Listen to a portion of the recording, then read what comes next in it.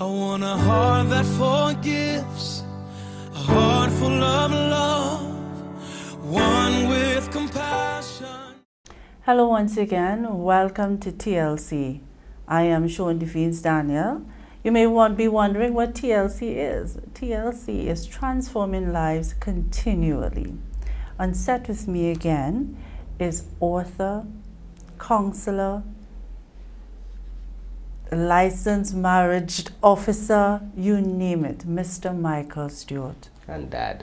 And dad, and husband, let's not forget.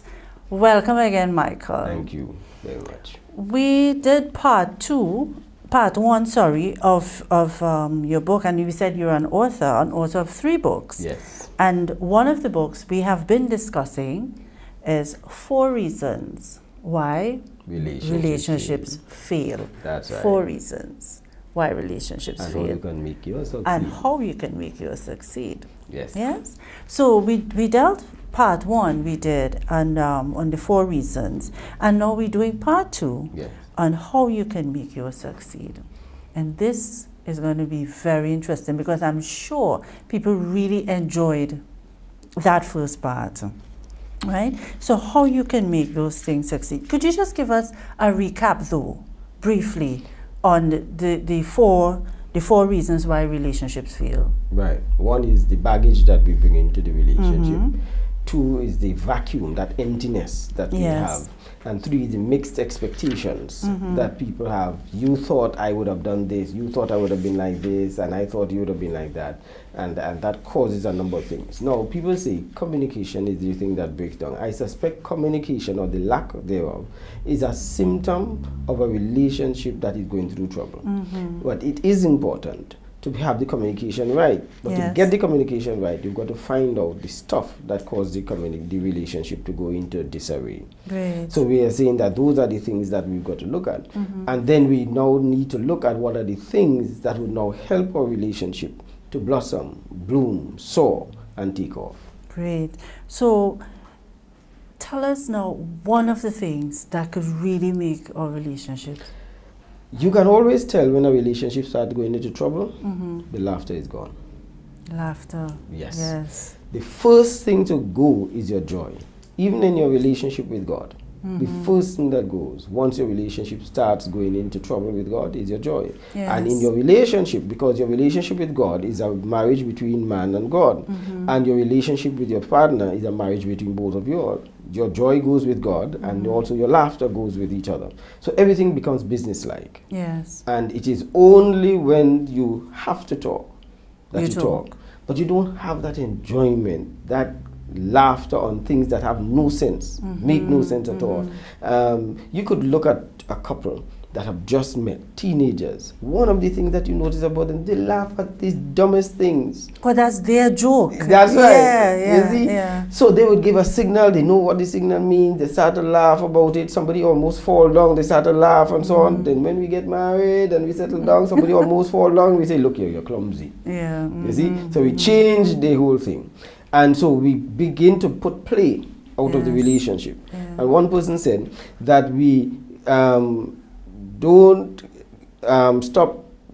stop play because we get old, but we get old because we stop playing. Oh gosh, yes, I agree with that too. I like how you talk about the relationship between man and wife and the relationship between us and God, and it's really true that if you don't have that connection, that relationship, and relationship has, of course, to do with spending time with each other. That's right. And valuable time to being honest and being open. That's right. Yeah. Even with God, you have jokes with God, That's right. Yeah, sometimes you do some foolish things and you say, Daddy, you must be really laughing at me, So that's true. I saw here where in the book you have learn patience. Yes. Yes. Right? I just want to read a little bit.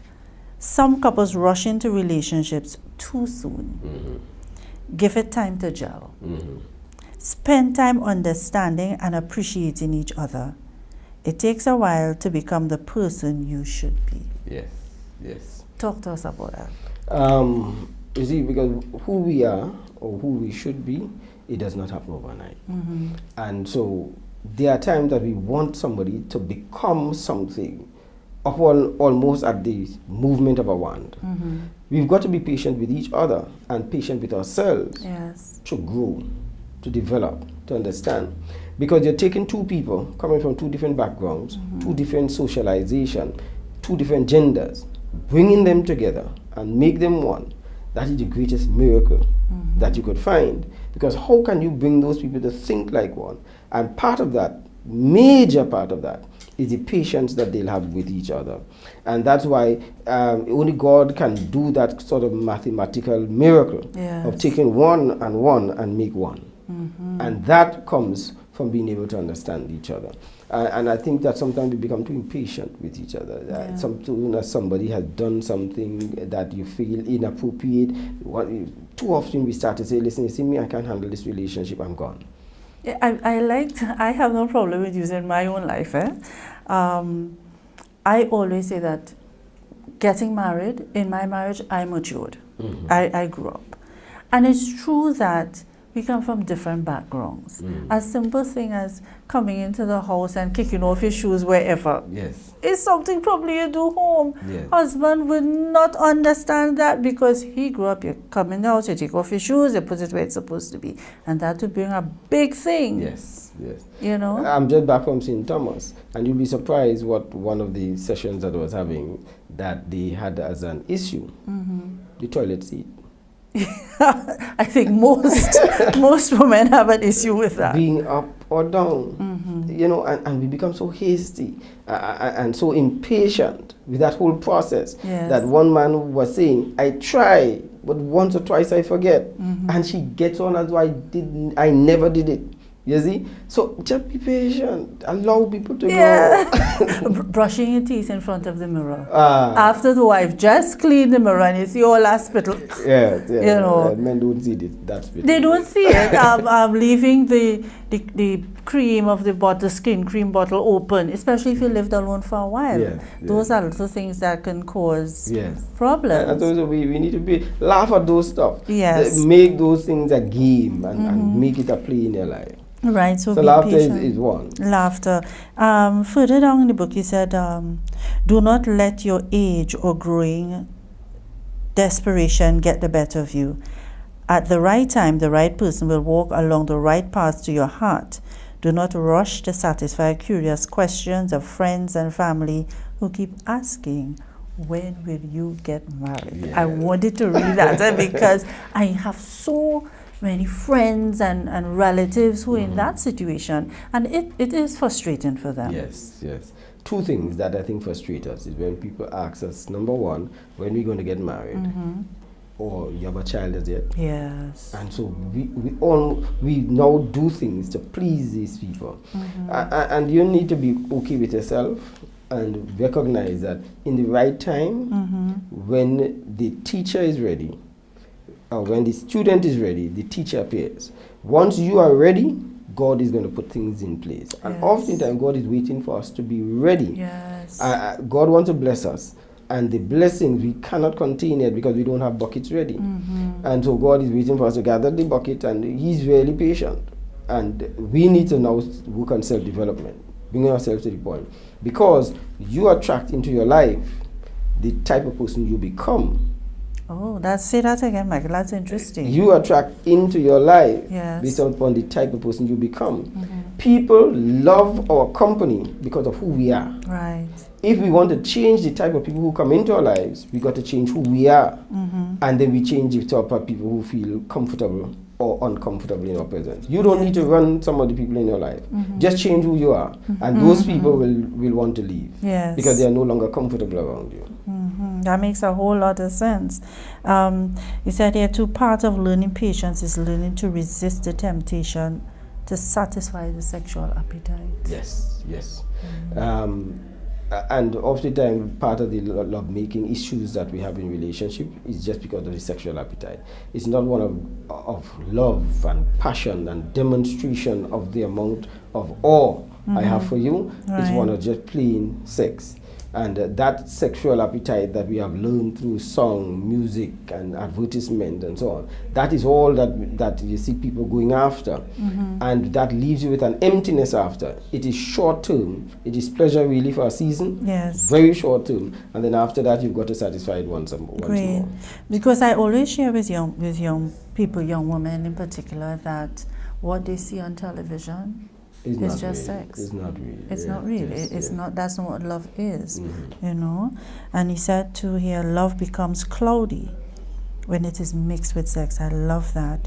You are no longer sure whether it is love or good sex. And you made reference in your book twice to good sex. Yes. You know, and as believers, we as Christians, we don't really talk about sex. Yes. Yeah. No, I hope I'm not putting you on a spot. And if I know you, I'm not putting you on a spot. What is good sex? Well, I would like to classify them in this scene for better definition. Sex and lovemaking, two different things. Sex is a base animal instinct for gratification. Lovemaking is a passion that no animal has, that only human beings could have. What we tend to do is operate in the basic instinct that all we are after is just the sexual gratification and that release. Lovemaking is a demonstration that starts long before the clothes are off. It starts by the way I speak with you. It starts by the way how I when I call you during the day, find out how you're going. It starts by my care and passion for you. All of that is part of lovemaking that crescendos in the bed. What we find is that many people go straight to the bed and think, yes, we've had a great time. Yeah. So, you know, you were right too in this book. This just says it here when you said God was right when he structured sex in marriage. That's right. He knew exactly what he was doing. Right, because sex is really the bonus. The relationship is criteria. Yes. And that's why even if your spouse is sick and cannot have sex, then the relationship does not go into crisis because you still have each other. Yes. It would be nice to have the sex, but you don't leave because you're not getting the sex. Great. And I think that is something too that young people who want to get married, people who have boyfriends or girlfriends, they need to understand that, you know. I remember a young lady told me in a youth group, Miss, you could say what you want, you know, you have 20 toes. I'm like, and then I understood what she's saying, because we were talking about sexual gratification and sex before marriage and that kind of thing. She said, you could say whatever, but they think that marriage is all about sex, you know, and they don't get that. And when they get into it, and as you say, somebody's sick, wife is pregnant for 9 months, she probably can't have sex because then it's an issue. That's right. You know, so no, it's really important, but it cannot be that important that it's more important than the very relationship. Exactly, yes. Very well. I see a little poem that you have here. If I lose my wealth, nothing is lost. If I lose my health, nothing is lost. If I lose my character, all is lost. That's right. Yes. You know, that is beautiful. And that's why we try to maintain our character, because your character is what that has everything else. Yes. There's a program that I teach called the ABC of Life, which means always build character. Yeah. And that talks about attitude, behavior, and your conscience. Great. I want to go back a bit to the laughter, because in reading this book, I said, wow, Michael had to put something in here to entice us even more. You said, do you want your relationship to succeed? Then learn to laugh. So we covered laughter. Oh, I almost forgot.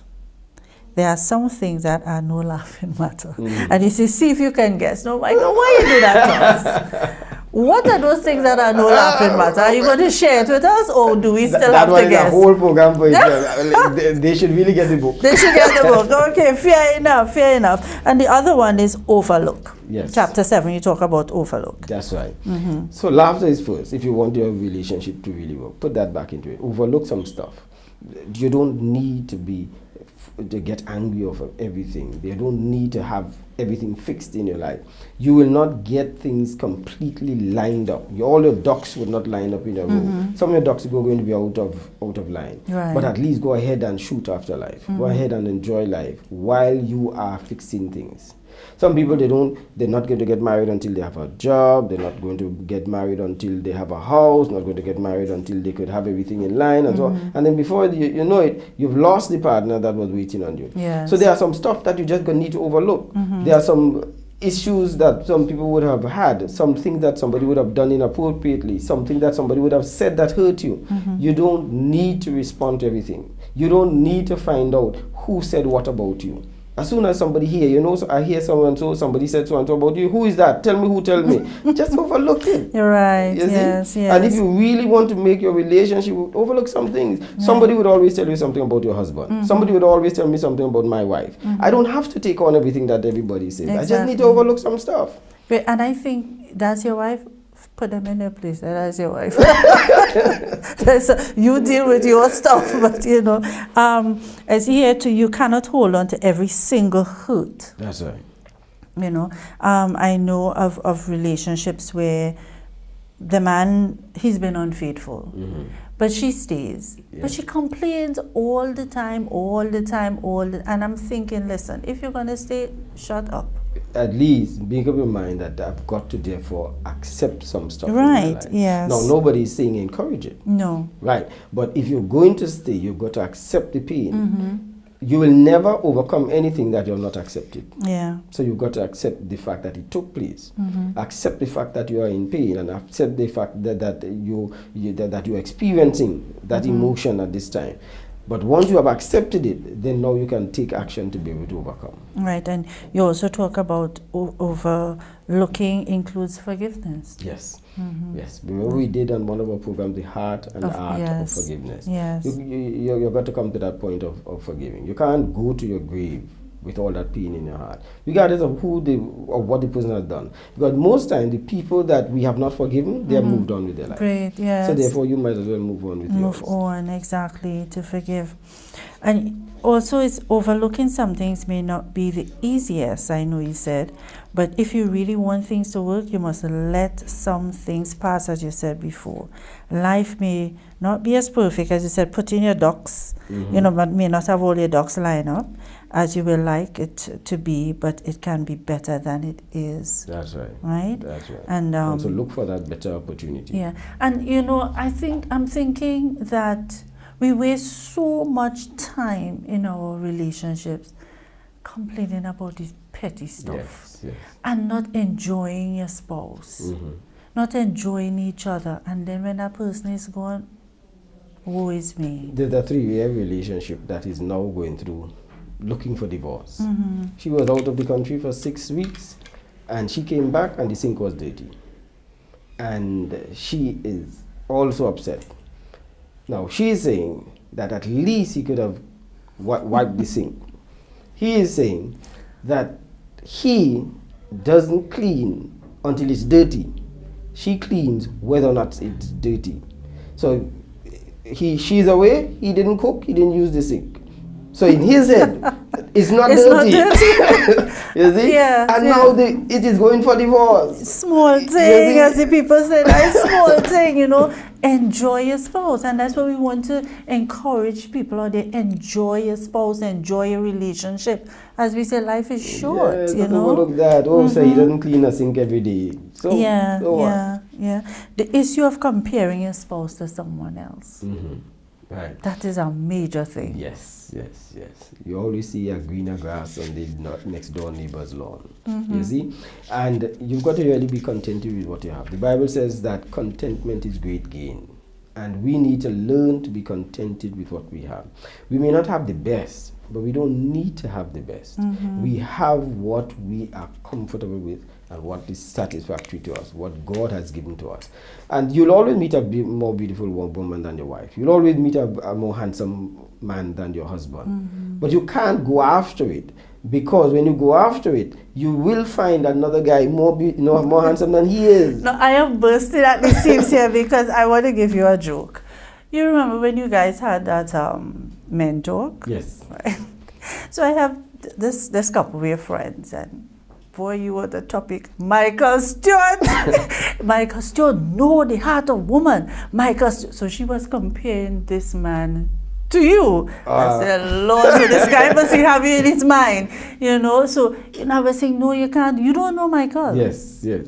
You know, yes, he wrote books and he knows about relationships, but you don't know him. My wife is the one who has to put up with my exactly the frills. Yes. So she was comparing this her husband to you. Look at Michael. Michael understand. Hear him on the radio. Yes, but yes. I think you don't know it's him. Always easy to think so. Pastors get that, you know. Yeah. You see how pastors, but you don't know pastor. Yes. Pastor's wife have to deal with his fault. Exactly, you know. So that comparing, and you said also in the book you talked about a woman saying her husband, he works all the time, and this other husband, she's comparing him to somebody else's husband. Yes. But this one is abusive. Yes. Which do you prefer? Right. You know. And you know, recently I had a lady, and her issue was that her husband is too quiet. He doesn't see stuff and so on. And she said, but I never had a problem with him. Another woman, he never hit me, he never abused me, he takes care of the children and so on. I said, well, okay, let me give you a scenario for men. One abuses his wife, one is unfaithful, one is quiet, and one spends money while. Choose one. It has to be a husband who's quiet. You see? But it's amazing. I mean, didn't you know he was quiet when they got together? And that's what we say, that we try to change the game, the rules of the game, because he was always quiet. He was always quiet. That's the man's guy. That's who he is, you know. Great. Let's talk about value. Yes.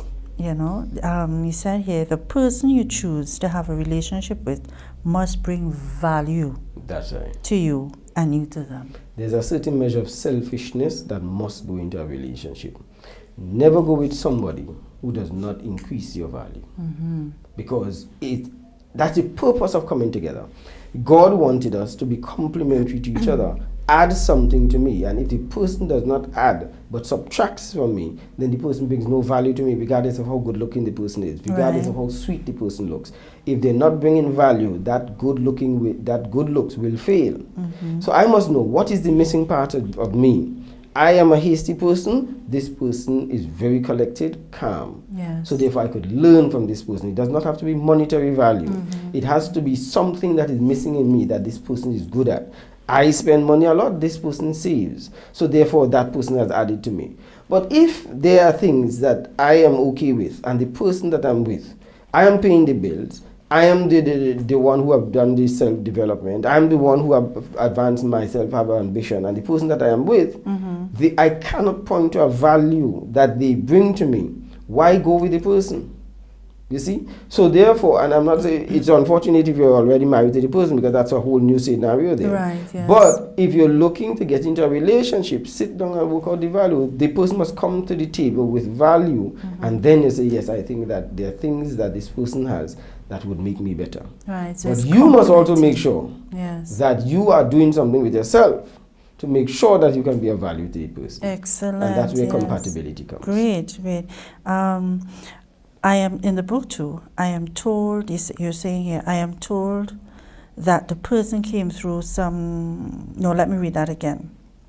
At times they reply, when you ask them what value somebody is bringing to their life, they reply that it is because the person needs them. Right. Yeah, so you ask somebody, what value is, this person bringing to your life? And you say, it's because they need me.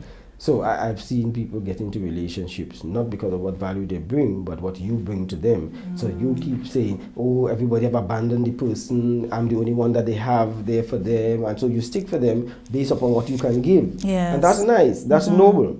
But if you keep giving, if you keep withdrawing, from you, it's at any bank account, you will sooner or later go bankrupt. Yeah. So you must be able to put back inside of you, and that person must deposit into you. So you cannot just look because you do so much for the person and the person depends so much upon you and so on, because you must be able to survive and never die under the weight of somebody else. And that's an unhealthy relationship. It is parasitic. Yes, it is. It is. And it's tiring. Yes. Exhausting. But you may Exactly. not see it now. You may think that you're doing such a great thing, but 5-10 years into the marriage, you really would have had enough.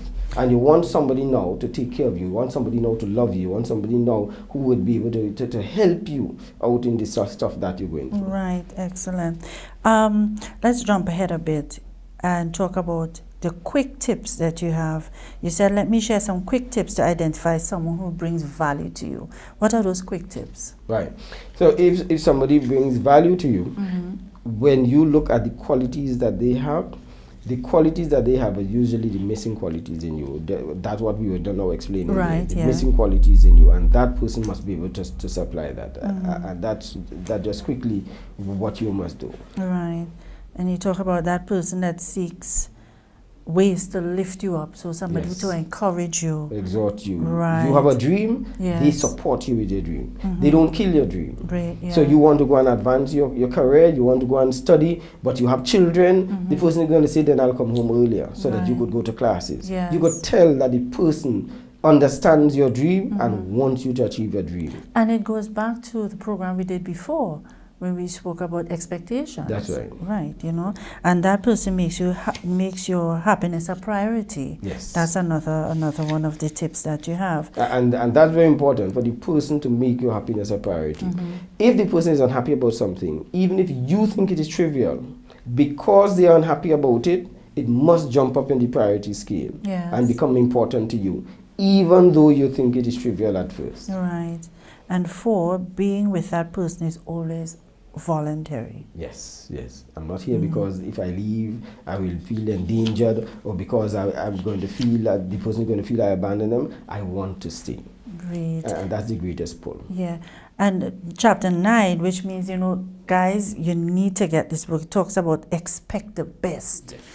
We all need to have the best. Yes. Expect the best. And then you said, remember good times. Yes. And expect the best means don't be looking for negative things. Don't be looking because he's talking to somebody that is in their relationship he's in. Don't look because she has done something. She's looking good. It is because she's looking for a man. Just expect the best in people. We tend to look so negative on things. And then Right. always remember the good times. In the Yeah. memories of the good times, the Bible says that whenever we become discouraged, remember the good times with God and remember your first love, which is God. And that Yes. really re-energizes you. Now what that does do, it spells out laughter, overlook, value, expect the best, and also remember, spells lover. L-O-V-E-R. Yes. And you said here, you need a lover in your life, Yes. not sex. That's right. A lover makes love. Everything else is just sex. That's right. You can live to a ripe old age without ever having sex. But you could never live to a ripe old age without having love in your life. Beautiful. Michael, thank you again. Thank you. Look forward for next week. Looking forward to next week. Ladies and gentlemen, get this book, read it, love it, share it with somebody else, buy one for somebody else. This is a book that you need to have and go over and over again. And Michael, please let them know where they can contact The telephone you. number at 635-1801, and our office is just above the old Scarborough Health Center, right on Robinson Street in Scarborough, up behind of the fire service, and you can be able to pick up a book there. Excellent. So ladies and gentlemen, thank you so very much for viewing TLC. I am Sean Devines Daniel. See you again next week, and God bless. Bye. I want a heart that forgives, a heart full of love, one with compassion just like yours above, one that overcomes evil with goodness and love.